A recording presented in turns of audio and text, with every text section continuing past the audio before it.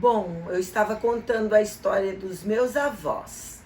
Agora eu vou continuar, porque agora entra outra pessoa, a minha mãe.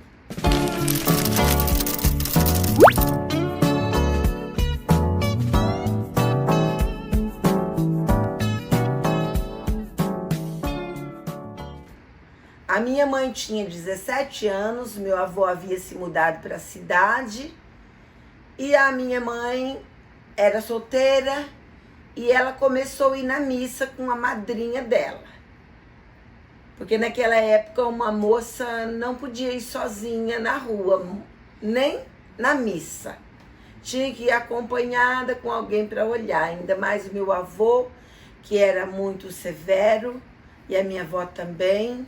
Então eles não aceitavam as filhas saírem sozinhas de casa. Ela ia com a madrinha dela todos os domingos. E num domingo ela conheceu um rapaz que se tornou meu pai. Ele pediu para ela se ela queria namorar com ele. Eles conversaram e ele disse que estava interessado em namorar com ela.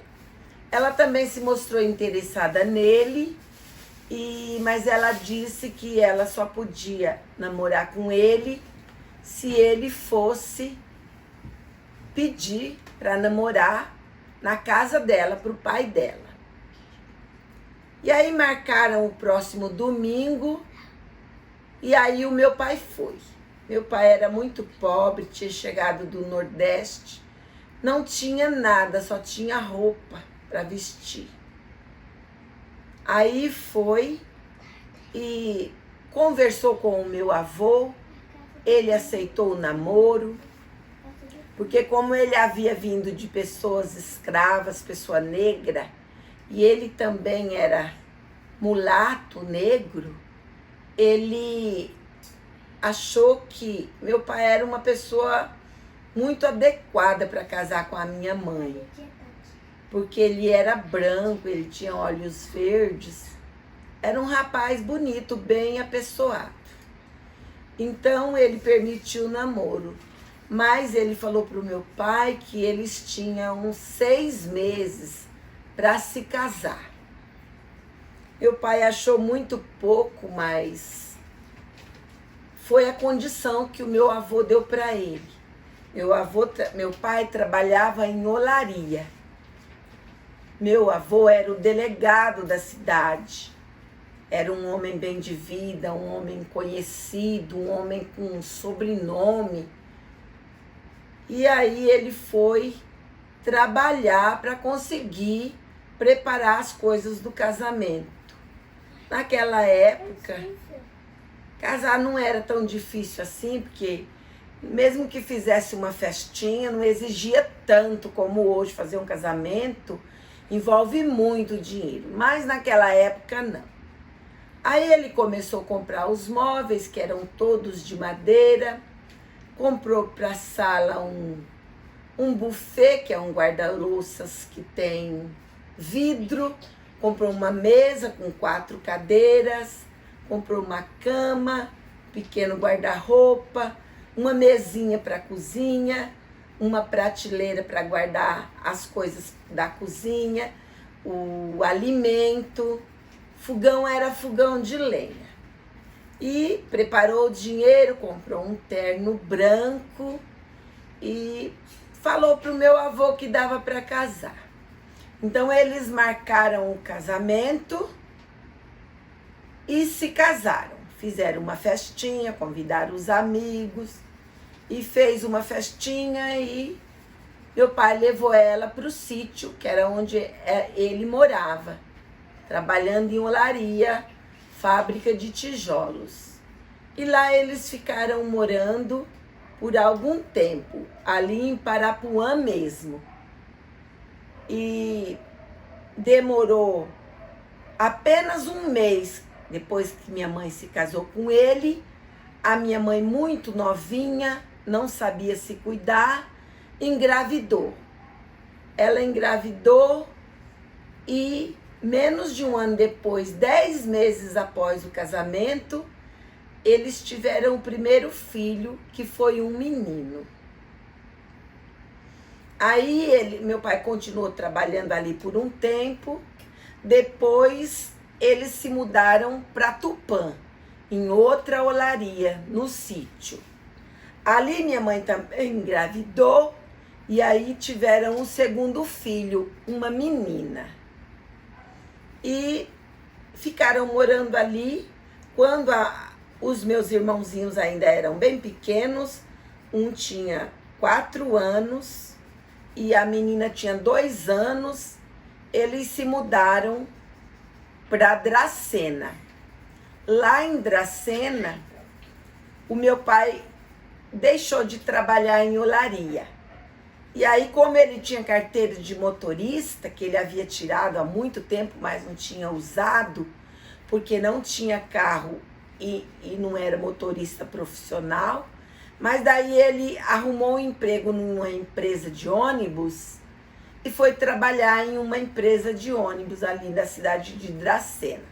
Então ele fazia toda aquela redondeza ali, de Dracena até Panorama e Paulicéia, que fazem divisa com o Mato Grosso do Sul, e para cá até a Damantina. Eu sei que abrangia 10, 12 cidadezinhas. Era tudo estrada de chão, porque o meio de transporte era ferroviário, era de trem, e as estradas eram todas sem asfalto. Mas ele ficou trabalhando nessa empresa de ônibus. Ele trabalhou um tempo nessa empresa de ônibus, ele conseguiu juntar um dinheirinho e ele conseguiu comprar um carro, um carrinho velho. E ele começou a fazer bico com aquele carrinho. Naquela época, como um tipo de um táxi, de um Uber hoje, as pessoas precisavam da corrida, depois que ele não estava mais dirigindo ônibus, que ele vinha para casa, fim de semana, dia de folga, e ele usava o carro para fazer as corridas da pessoa. Ganhava um dinheirinho aumentando a renda da família, porque até então já tinha 2 filhos. E aí a minha mãe ficou grávida novamente. Ficou grávida e ele trabalhando em 2 serviços, e ele começou também no carnaval.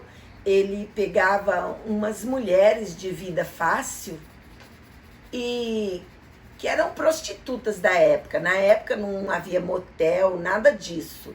Então elas ficavam em um lugar que só ficavam elas e os homens interessados que iam lá. Ele pegava essas mulheres da chamada zona e levavam para o carnaval, para o salão de baile do carnaval. Ele dizia que elas eram muito respeitosas com ele e com as pessoas de família. Aí elas pulavam o carnaval até de manhã cedo, mas ali não iam só pessoas do nível, do tipo delas. Iam famílias, crianças, tudo iam pular o carnaval, aquelas marchinhas, confetes, várias coisas que tinham nas serpentinas, que eles usavam muito nos salões de baile. E aí ele ou ficava esperando ou ficava em casa, e quando elas marcavam a hora dele buscar, e ele buscava. E numa dessas noites, minha mãe já em estado bem avançado de gravidez, numa dessas noites que ele tinha levado elas para o carnaval, passou a noite inteirinha fora esperando elas. E nessa noite minha mãe começou a ter contração e percebeu que ia ter o bebê. Eu não sei direito, porque eu não sei o que ela sentiu. Sei que ela foi na casa da parteira, que morava a uns 500 metros, no sítio, e chamou a parteira para ela vir, que ela ia ter o bebê. A parteira falou: você nem devia ter vindo, mas como você estava sozinha, vai correndo para casa, deita na cama e fica lá que eu já tô indo. Aí demorou uns 10 minutos lá, e a parteira chegou lá, o bebê já estava pronto para nascer e nasceu. Nasceu, a parteira cuidou, pegou, cuidou, tirou a placenta, cortou o umbigo e arrumou, mandou minha mãe colocar no peito. E depois minha mãe foi dormir, a parteira foi embora e o bebê ficou lá. Quando meu pai chegou de manhã, o meu pai foi no quarto, meu pai já viu o bebê lá, junto com a minha mãe. E aí ficou, era uma menina. Aí já era o terceiro filho, um menino e depois duas meninas. Depois eles mudaram para Junqueirópolis, uma cidade lá por perto mesmo.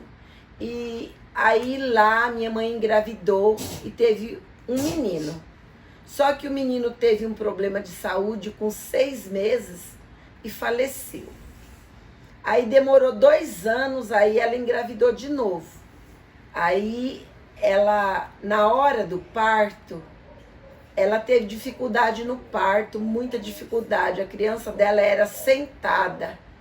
E eles não tinham recurso para levar para um hospital, pagar médico, pagar hospital, pagar tudo. Então ela tinha que ter o bebê em casa mesmo. A parteira falou, olha, eu estou fazendo o possível, mas eu não garanto nada. Ou ela ou o bebê, um dos dois não vai sobreviver. E acabou que ela acabou ganhando a menina sentada, ela desmaiou e a parteira puxou a menina dobrada, porque era sentada, e a menina faleceu no parto. Não suportou o parto, a menina grande, bonita, mas morreu no parto. Aí demorou mais uns 2 ou 3 anos, aí ela já tinha perdido 2 filhos, né? Um atrás do outro. E ela tinha 3 vivos. Aí ela engravidou, mudaram para Panorama, divisa com o Mato Grosso. Lá ela engravidou de novo. Aí ela engravidou de mim. Quando ela estava com uns 3 meses ou 4 meses de gestação, o meu pai resolveu se mudar aqui para essa cidade, para Quatá. Mudou para uma fazenda aqui, uma usina de cana, só que ele trabalhava fazendo tijolos novamente. E aí eu nasci em casa também com parteira. Aí eles já ficaram com 4 filhos vivos. Demorou 3 anos, eles se mudaram daqui para um distrito que chama Conceição do Monte Alegre, distrito da cidade de Paraguaçu Paulista. Lá minha mãe engravidou e teve seu último filho, o meu irmão, um menino, que é o caçula. Depois disso, eles voltaram a se mudar muito, com 5 filhos. Meu pai mudava pelo menos 1 ou 2 vezes por ano.